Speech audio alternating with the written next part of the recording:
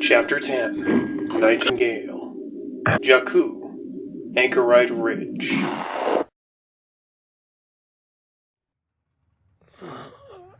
He was dead. Poe was certain of this. After all, there was a bright light, just as the story is told, and doubtless there would be beautiful angels there to greet him.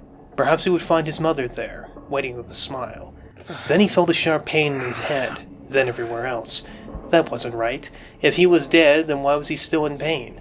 Before he could contemplate it further, something came into his vision. The damn light was still too bright, but it started to clear out. The figure had horns, then wings, then hair. He blinked a few times, letting the image come into focus. "Who are you?" "I'm Ray," a woman's voice answered. He opened his eyes and smiled with all the charm he could manage. "I take it back. I am in heaven." Before him was indeed a woman, and a very fair one at that. She had a heart-shaped face with tanned, almost olive skin, except around her eyes where her goggles tan lay. A few slight scars lined her high cheekbones, white against the tan. Her hair was a chestnut brown, bound in a long braid that ran over her shoulders, strands of it loose against her forehead and over her ears. She smiled with a flash of her hazel eyes.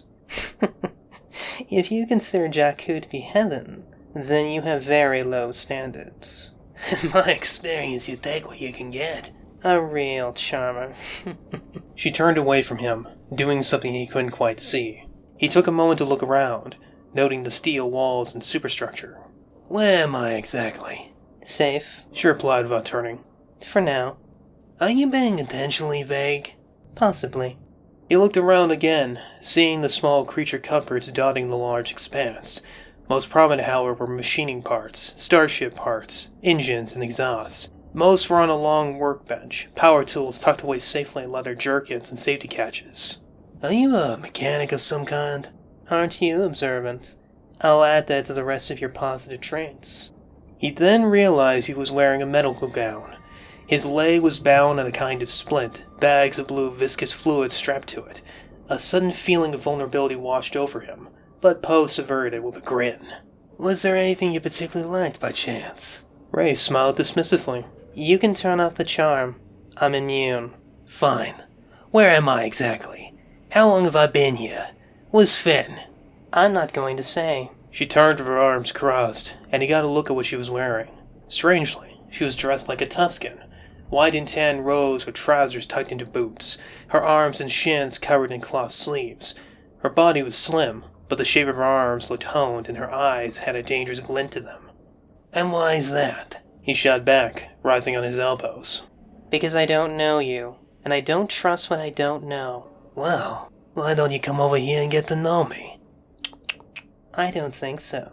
As I said, your charm is wasted on me." "Give me some credit, I'm crippled here." "Yes, and I was afraid you were going to lose that leg. It took a lot of Bacta to fight off the gangrene, plus a few other things." "So you're the one who found us?" "I did. And now you're going to answer some questions. Namely who you are and why you were out in the desert with Stormtrooper. If you don't..." She produced a remote, and Poe saw it was connected to a wire that ran into a splint. "I'm going to turn off the Bacta flow. I don't recommend the pain that follows." "You're crazy, you know that?" "So everyone keeps telling me."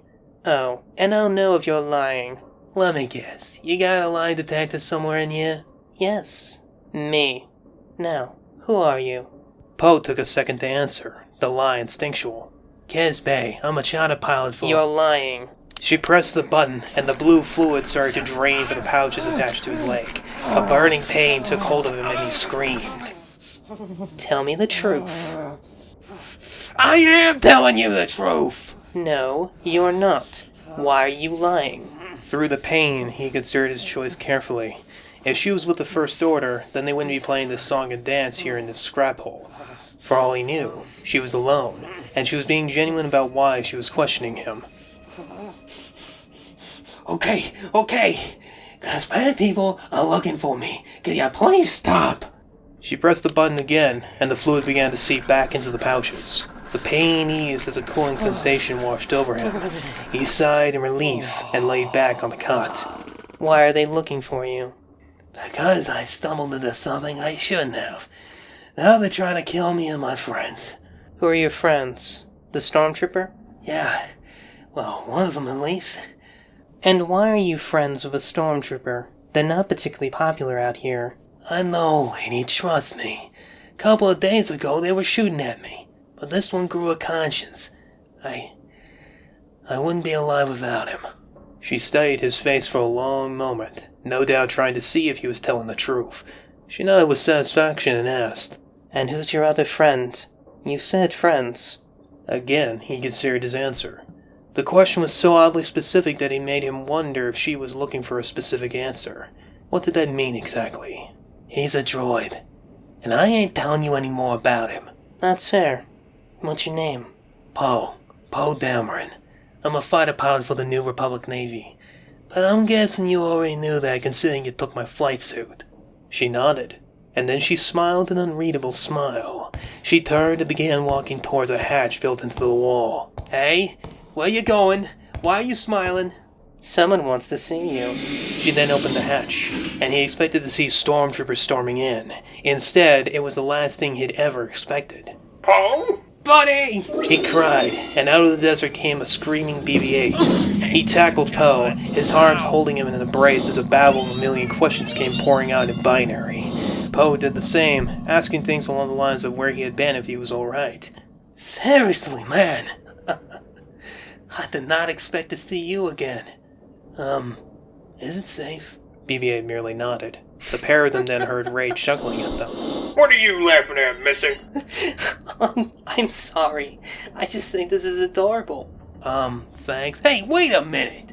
If you had BB-8 this whole time, then why'd you go through this whole song and dance and torture thing? Yeah, and you still haven't told me why you did it. I had to be sure it was really you, Poe, and not some actor playing the role. What the hell gave you that idea? The fact I found you out in the desert with a stormtrooper, badly beat up just a couple of days after BB-8 here said you went missing? I'm sorry, but that's very suspicious. Okay, I get it, but look, I meant what I said about him, alright? Finn's a friend. You can trust him. I'll be the judge of that. He was in an AT-AT. Finn recognized the superstructure the moment he woke up, and the sight of it made him panic. Poe! He called, rising and slumping into his bed as pain racked him across his ribs and his mind became faint. He realized his hands were strapped down as were his legs to something underneath the bed, and there were IV lines running from his wrists. He looked around, seeing nobody, and he tried to wrench himself free. I wouldn't do that if I was you, a woman's voice said. It's made from a pilot's harness. You're not gonna break it, and you're just gonna hurt yourself trying. Finn turned his head and saw a Tusken Raider sitting across from him, her arms and head on the slat. Finn had long since heard of their infamous reputation, and that worried him. Who are you? What have you done with Poe? He's safe. For now. Granted, that all depends on you and how you answer my questions. Finn considered her for a moment before his eyes ran the length of the room. As far as he could tell, they were alone, and it looked like he was in the speeder deployment room. There were no lights coming through, and the cold made him guess they were underground. He would have known if they were in a standing walker. Answer me this first. How long have I been out? 2 days. Dehydration and exhaustion mainly. You owe me quite a bit of water and Bacta. Finn nodded to that. Thank you. You're welcome. Now, what were you doing out there in the desert with a pilot of the New Republic Navy? Last I checked, you were enemies. A week ago we were. A week ago? You killed those smugglers over by the Goza and Badlands? Smugglers? The Rangers? That actually made sense, Finn reckoned. What better way to keep prying eyes out than to make yourself out to be a band of vicious criminals, but then at least confirm she wasn't an Imperial. Yes. We captured Poe there. Then why'd you break him out? What makes you think I did? Because that's the only explanation as to why I found a stormtrooper dragging a crippled enemy pilot across the desert, and why I've been hearing rumors about the First Order patrols looking for a deserter. Deserter? The thought made him shake his head. Is there a bounty on me? Why? You think I'm going to turn you in? The thought did cross my mind. It would cover your medical expenses. A real comedian, but no, I'm not going to turn you in. Now, why did you save Poe? Finn considered whether or not he should lie, not just for his sake, but for Poe's. If he started telling her everything, then that would no doubt lead to talking about the droid and what it was carrying. Then she might consider collecting the bounty on them. But then again, why take the risk nursing them back to health? Why did you save us? The price for eating an enemy of the First Order is death. But I think you already know that. She shrugged. Because you needed help, and you would have died if I hadn't. Even through the mask, Finn could tell by her body language that she was lying, or at least not telling the full truth. What did that mean? They were going to kill him. They were going to kill Poe, and I couldn't let that happen. Why? Because he didn't deserve to die. I believe you. Then, strangely, she put her hands around the mask and removed it. When her face was revealed, he was shocked. You're human. I thought you were a Tusken. I am, by right of adoption. I'm still part of Actually, I think you wouldn't be interested in that. It's a long and hard to pronounce name. Finn nodded slowly, taking her in. He had never met a woman who quite looked like her. There was a femininity there even Captain Phasma didn't quite have, and it strangely made him uncomfortable. It reminded him of the stories about the colonies, and the beautiful beings there meant for the soldiers of the First Order. It made him wonder if things had turned out differently, his eventual spouse would have looked like her. He pushed the thought aside. Where's Poe? He's upstairs, cooking dinner for us. This was a test, then? She nodded. When I found you out in the desert, I didn't know if you were a spy meant to find BB-8. I'm glad I was wrong. That surprised him. You found the droid? Where? In that Star Destroyer I found you at, funny enough. I was scavenging for parts, and we ended up helping each other. She rose and came over to the cot. I'm going to untie you. Don't make me regret this, okay? Finn nodded, subduing the temptation to jump her when she was finished. Better he play the good guess than potentially getting him and Poe killed. When she finished, she turned around and headed towards a concealed door behind a tarp. I'll be right back. To his surprise, the door opened to life, and it carried her up. He noticed that there were a number of cables dotting the floor, some going to the door and others to the lamps lighting the room. She was a mechanic then, assuming she was drawing power from the walker's reactor. He rose from his cot slowly, allowing himself time to recover his strength and his mind to process. He was happy to be alive and not in the hands of the First Order, and even that the complication of finding Poe's droid had been eliminated. But there was something about her he didn't trust, something she was hiding. He didn't like unknown variables. He ran his eyes over the Spartan room, noticing a burlap blanket over something in the corner. He looked at it for a moment, seeing the outline of boxes or something square, and after checking to see if the woman had returned, he rose to his feet. He took his time getting to the other side of the room, his stride wobbly as he held onto the IV bags with his spare hand. There he found one of the boxes actually contained his armor and equipment. That puzzled him. Why would she leave his equipment here in the same room as him? He looked behind, seeing nothing there, and he dug through the contents. Everything was there, except for his weapons. His knife, sidearm, and grenades were all missing from their holsters. Are you looking for this? He heard behind him, and he turned to find the woman at the lift with his blaster in her hand. How had she managed to sneak up on him, or had she even left the room? It didn't much matter, as she would shoot him dead before he could even move. Was this another test? Yes. I wanted to see what you'd do if I left the room. What happens now, then? She sighed and crossed the room, his blaster still in hand. Look, it's clear we don't trust each other, but I wasn't lying about Poe. He is upstairs, and I don't want to shoot you, so... She turned the weapon handle forward and presented it to him. Don't make me regret this, okay? Finn looked at her for a moment and slowly took it, his finger off the trigger as he turned on the safety with the barrel pointed down at the floor. She stepped away and sighed in relief. Okay, let's go upstairs then. You're probably hungry. He was more tired than hungry, but he hadn't eaten in 2 days. He nodded, but held up a hand. He went back to the box, unhooked his holster, and then strapped it to his leg. It wasn't exactly comfortable, but he wasn't going anywhere without his sidearm.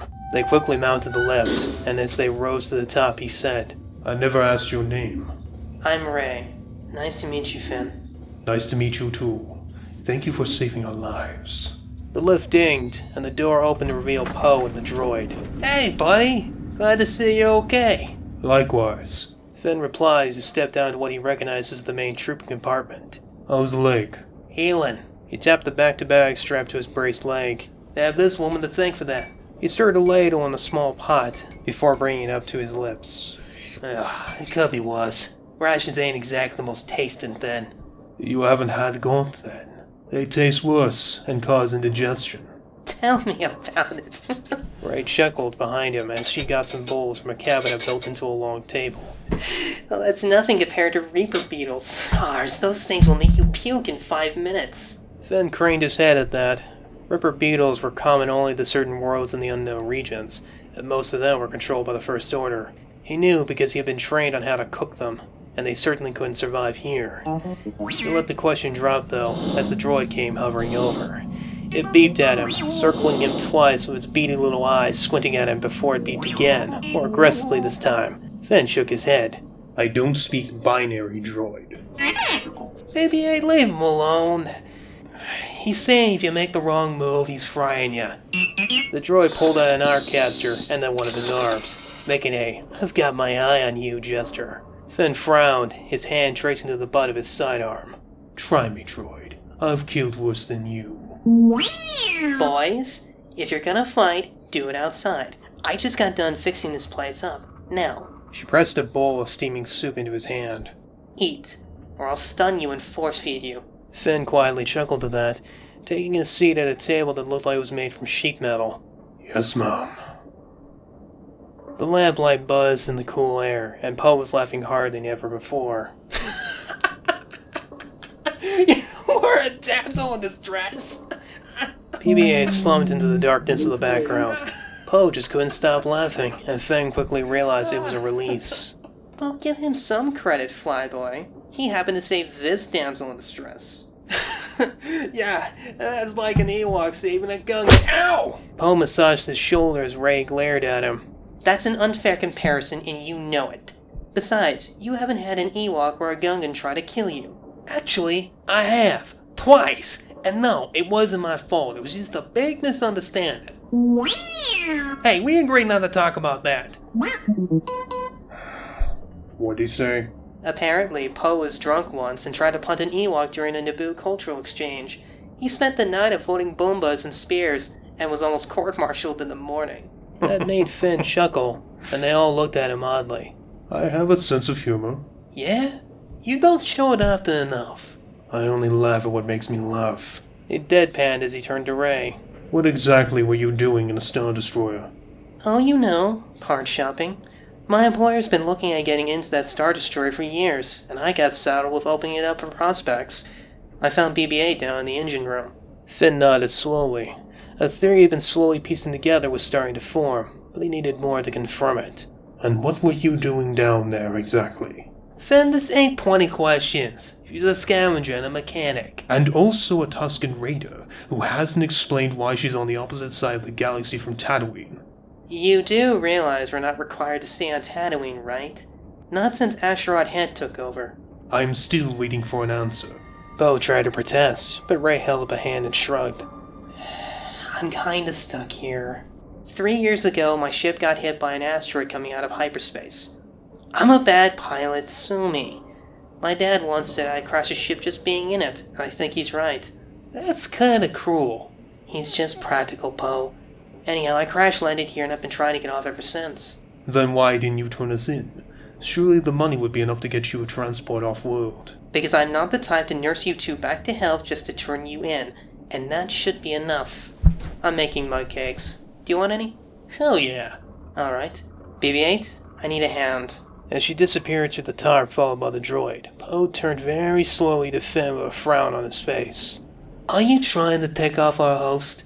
Poe, I've made it my mission to get you and your droid off-world. I don't need unknown factors, and she's a very big one. I need to know if we can trust her. Buddy, that's kinda moot. She saved BB-8 and she saved us, and she's had 2 days to throw us out to your former bosses. She hasn't. Exactly. Why? How much did you tell her before she woke me up? I didn't tell her about the map, if that's what you're wondering. Look, I get it. You think she's got an angle, but I don't really think that's the case. What? You think she saved us out of the generosity of her heart? I don't think so. Finn, I'm a good judge of character. Besides, ain't that why you saved me? Finn opened his mouth to respond, but then closed it. Poe smirked at that. Ha! Gotcha. A minute later, Ray came back in with steaming chocolate mug cakes, with BB-8 handing one out to Poe. Thanks, buddy. Where'd you get these? Traded for them. One of the Cousin Joes. They're a big family of Thorians. He has a business selling ice cream cones. His machine broke, so I traded the cakes for it, plus a few other things to fix it up. Where'd you learn your trade? A little from my mom. Plus, I had the gift for it ever since I was a kid. I was taking apart anything I could get my hands on once I was old enough. True, my dad, absolutely crazy. Everything he got me for Life Day, I'd always try to take apart and put it back together. It almost became a challenge for him to make it rain-proof. For the second time that night, Finn chuckled. He had more questions, but they could wait a little longer as Poe and Ray soon began exchanging stories again. 30 minutes later, to Finn's surprise, Poe posed the obvious question. Ray, we gotta get off this planet, and probably in the next couple of days. Won't be long before Finn's bosses start squeezing this planet looking for us. Where's your nearest spaceport? Bellator City. And you're in luck. My ship's still parked there. Hold on, I thought you said you crashed here. I did, but I've been fixing it. She turned to Finn. You wanted to know why I was in that Star Destroyer? I needed to scavenge parts from its engine array, specifically a hyperdrive. I have to install it first, so that means it's not going anywhere without me. And we're your ticket off this planet. So, not entirely generous, are you? You saved us so you could finally get off this world. That's not fair. I had other reasons. She replied, narrowing her eyes at him and then at Poe. Besides, you two haven't exactly been straight with me either. Look, we can't tell you. Why? What exactly is a New Republic pilot doing in the neutral sector, on this Force-forsaken planet? What is the First Order doing here? If we tell you, you'll just be in even more danger. What we found is something these guys will kill for. So it's something you found, then? Maybe why those smugglers were killed? Smugglers? What? Before Ray could act on Poe's confusion, Finn growled. What are you hiding from, exactly? Excuse me? You said you were a bad pilot, yet you have a ship. You got hit by an asteroid, which means you hyperdrived here. You've been stuck here 3 years, yet you clearly have the talent to get hired onto any number of ships. 3 years, and you are still here. That means you are hiding from something. What are you hiding from? She glared at him for a long moment before her face melted into a mask of pain and fear. She shook her head, rising from her seat with a mutter. Something a lot worse than stormtroopers. And she was out the door again, BB-8 close behind. What the hell is wrong with you? You know I was right to ask. I don't trust her, and neither should you. Nothing about her story adds up. Yeah? Well, BB-8 trusts her, and I trust him. You trust a droid's judgment over common sense? In this case, yeah, I do. Me and BB-8's been through a lot, and to be quite frank with you, I trust him more than I trust you. And with that, he too rose to his feet and left the stormtrooper alone with thoughts. He sighed, heading to the loading raft shrouded by a tarp, and stared out into the shiftless, endless deserts. Why did things have to get so complicated?